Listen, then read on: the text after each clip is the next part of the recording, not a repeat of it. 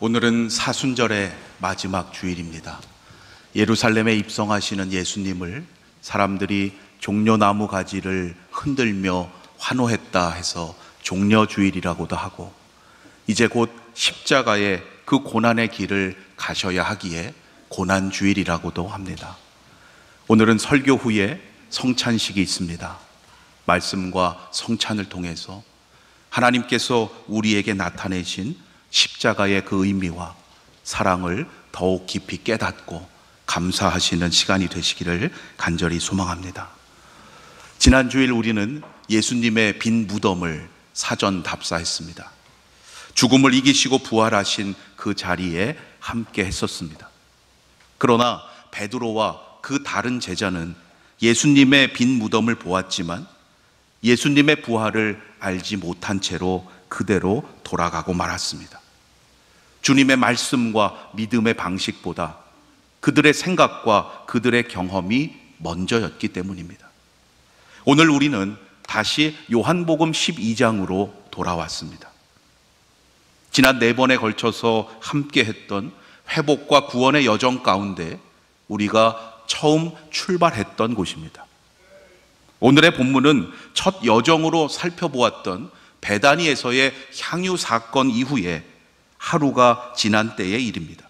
12절과 13절에서 그때와 당시의 상황을 우리는 잘 알 수 있습니다. 그 이튿날에는 명절에 온 큰 무리가 예수께서 예루살렘으로 오신다는 것을 듣고 종려나무 가지를 가지고 맞으러 나가 외치되 호산나 찬송하리로다. 주의 이름으로 오시느니 곧 이스라엘의 왕이시여 하더라. 앞서 베다니에서 있었던 향유 사건이 6월절 엿새 전이었습니다. 그러니까 여기서 그 이튿날이라고 하는 것은 6월절 닷새 전이 됩니다.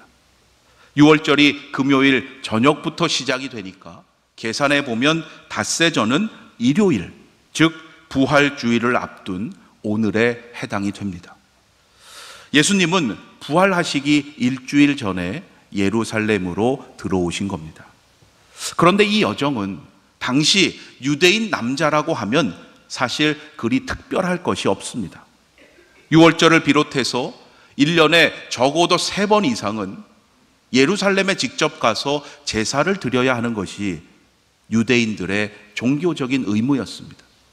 그래서 이번 6월절을 앞두고도 이미 많은 이들이 예루살렘에 모였던 것이고, 예수님도 분명히 이번만이 아니라 매년 6월절을 앞두고는 이렇게 예루살렘을 찾으셨을 겁니다.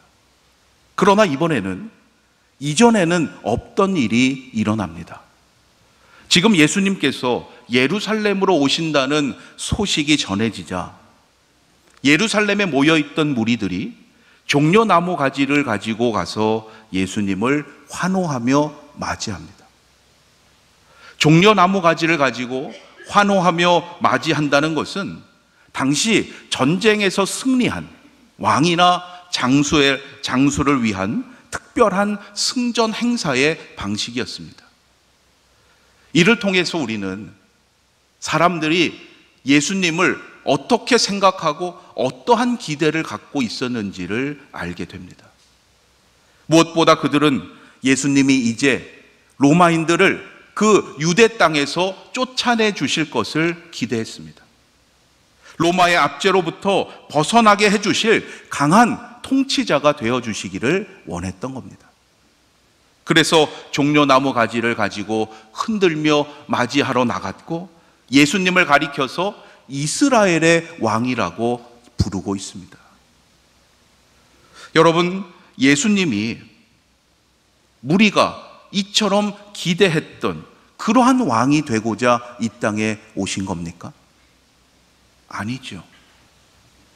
하나님의 아들로서 이 세상을 통치하실 전능하신 능력을 물론 가지고 계셨지만, 예수님은 하나님께서 섭리하신 십자가를 통해서 그 구원의 계획을 이루시기 위해서 끝까지 고난받는 종의 모습을 보여주셨고, 섬김과 희생으로 그 그리스도의 사명을 감당하셨습니다. 제자들과의 마지막 만찬의 자리에서. 그래서 예수님은 그 모든 제자들의 발을 종의 모습으로 씻겨 주셨던 겁니다. 또 어떤 이들은 예수님이 모든 병을 고쳐주실 수 있는 기적의 의사가 되어주시기를 기대했습니다. 죽은 나사로도 살리신 분이고 많은 병자들을 치유하신 소식을 듣고 직접 보았기 때문입니다. 그러한 분이 우리 곁에 계신다면 앞으로 어떠한 병도 걱정할 필요가 없다고 기대했던 거예요.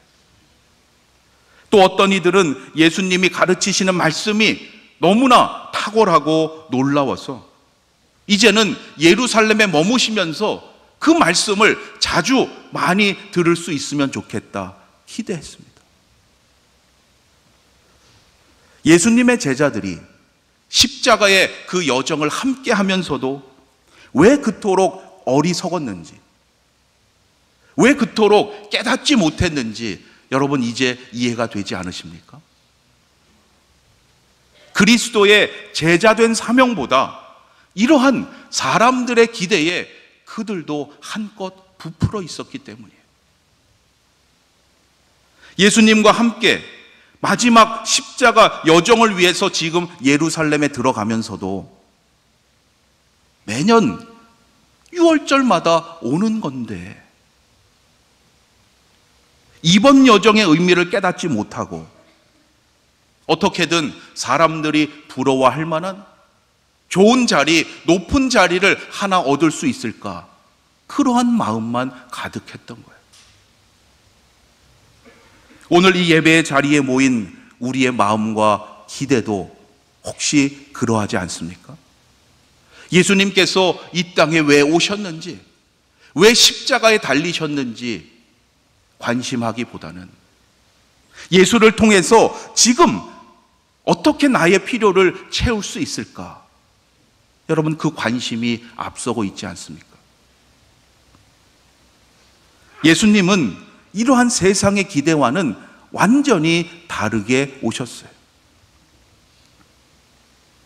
마굿간에 오셨고 예루살렘에 들어가셔서도 멋진 군마를 타지 않으시고 어린 나귀를 타셨습니다.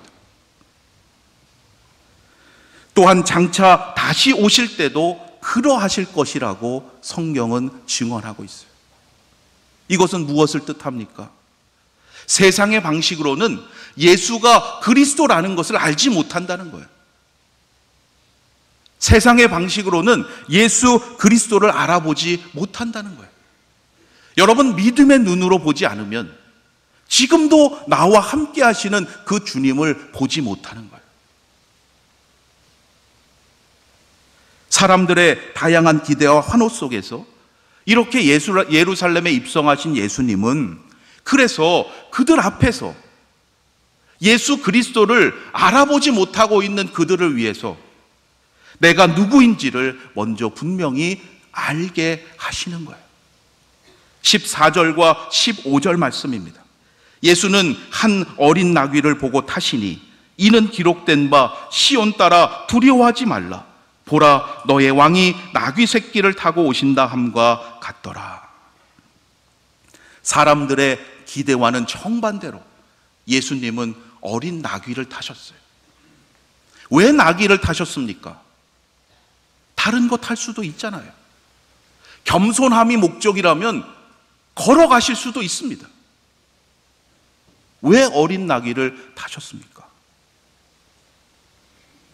앞서 선포된 예언의 말씀을 이루시기 위해서 예수님은 나귀를 타셨던 거예요. 그 모습을 보면서 사람들은 아하, 이분이 그리스도이시구나를 깨달아야 했어요. 왜요? 이미 그들에게는 장차 너희들의 왕이 이렇게 오실 것이라는 하나님의 말씀이 선포되어 있었기 때문이에요. 그러나 세상의 방식으로 보았기 때문에, 믿음의 방식으로 보지 않았기 때문에 예수님께서 친히 나귀를 타고 들어오시는데도 그들은 깨닫지 못했다는 거예요. 어린 나귀를 타고 예루살렘에 입성하심으로써 예수님께서 성취하신 말씀이 바로 구약 스가랴 9장 9절의 말씀이에요. 시온에 따라 크게 기뻐할지어다. 예루살렘에 따라 즐거이 부를지어다. 보라, 내 왕이 내게 임하시나니 그는 공의로우시며 구원을 베푸시며 겸손하여서 나귀를 타시나니 나귀의 작은 것 곧 나귀 새끼니라. 장차 메시아가 평화의 왕으로 온유하고 겸손한 모습으로 오실 것임을 예표했던 말씀이에요. 그들에게 이 말씀이 이미 있었지만 그들은 듣지 못했고 보지 못했어요. 흥미로운 것은 예수님의 예루살렘 입성에 대한 기록이 우리가 가진 4개의 복음서에 모두 다 들어 있습니다. 그런데 그 중에서 오늘 이 요한복음이 전하는 그 내용과 분량이 가장 간략하고 적습니다. 그래서 대개 종려주일, 오늘 예수님께서 예루살렘에 입성하시는 내용을 설교하려면 요한복음보다는 다른 복음서의 말씀을 택하게 돼요. 왜요? 거기가 더 자세하고 내용이 기니까요. 그런데 우리는 지금까지 요한복음이 전하는 예수님의 회복과 구원의 여정을 함께 했습니다. 그래서 그 여정의 관점에서 우리가 요한복음이 전하는 예루살렘 입성의 이야기를 다시 보는 거예요. 짧지만 여기에는 매우 중요한 영적인 메시지가 들어 있습니다. 요한복음만 보면 여러분, 예수님께서 어린 나귀를 타셨다 그랬는데 어린 나귀가 어떻게 해서 여기로 오게 되었는지, 어떻게 데려오게 되었는지 알 수 없습니다. 요한복음에는 그 과정이 기록되어 있지 않아요. 또한 구약 스가랴에 예언된 그 말씀이 성취된 것이다라는 의미로 보고자 함에도 마태복음에 더 온전하게 그 말씀이 인용되어 있어요.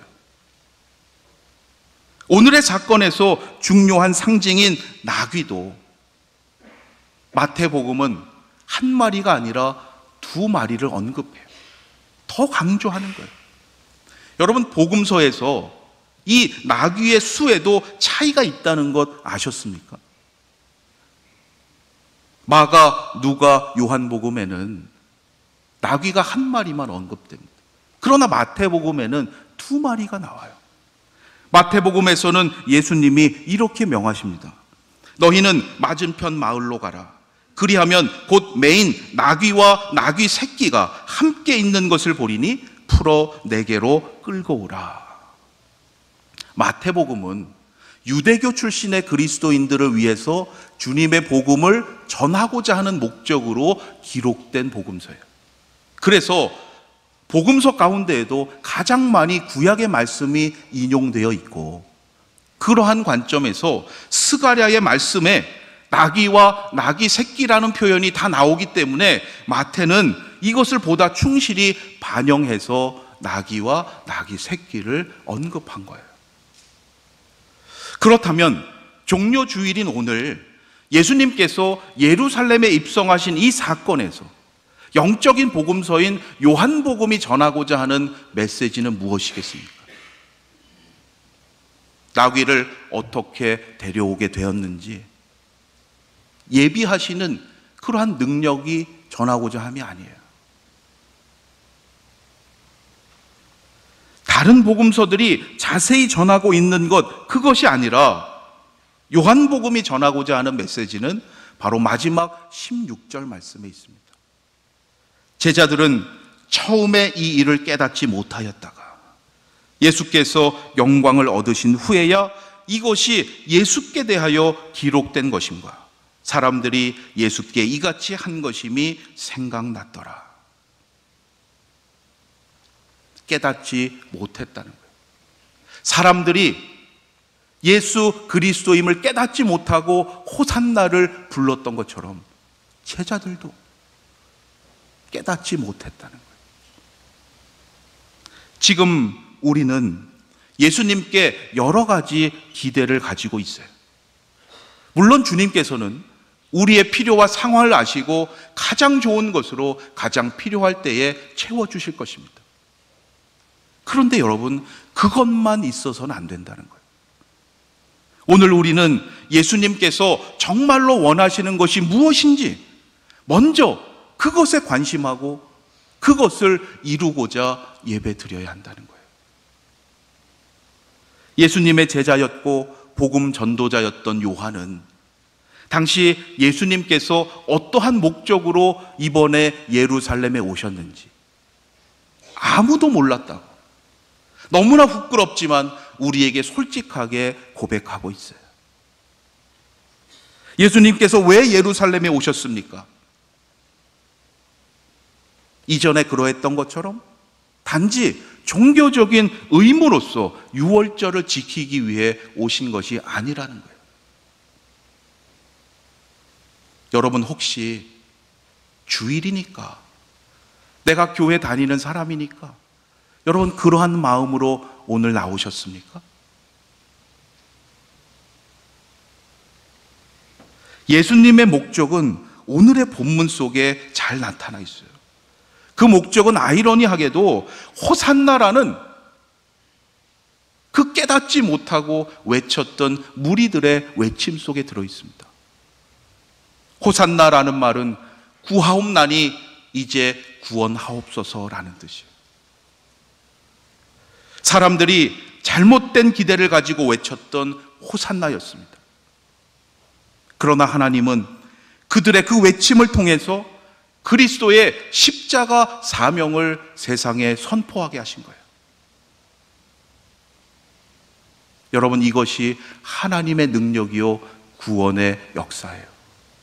비록 우리가 나의 관심을 앞세우고 나의 기대를 먼저 놓고 이 자리에 나왔다 할지라도 하나님께서는 예배하는 이 시간 하나님의 뜻을 깨닫게 하시고 세상 속에서 믿음의 사람으로서 살아갈 능력을 주신다는 거예요. 여러분, 오늘 하나님의 그 은혜와 사랑이 우리 가운데 더욱 충만케 되기를 주님의 이름으로 축원합니다. 이보다 앞서 구약에서 시편 118편의 기자도 호산나를 외쳤습니다. 여호와여 구하옵나니 이제 구원하소서. 여호와여 구하옵나니 이제 형통하게 하소서. 길게 풀어져 있지만 이것을 줄이면 호산나, 호산나입니다. 그렇다면 종려주일인 오늘, 이날만이 아니라 기도의 사람이라면 우리는 날마다 하나님께 호산나, 호산나를 외치고 있는 거예요. 여러분, 호산나는 종려주일만의 것이 아닙니다. 기도의 사람이라면 우리는 날마다 하나님 앞에 호산나를 외치고 있는 거예요. 주여 도와주시옵소서. 주여 우리 가정을 형통케 하여 주시옵소서. 기도하지 않으십니까?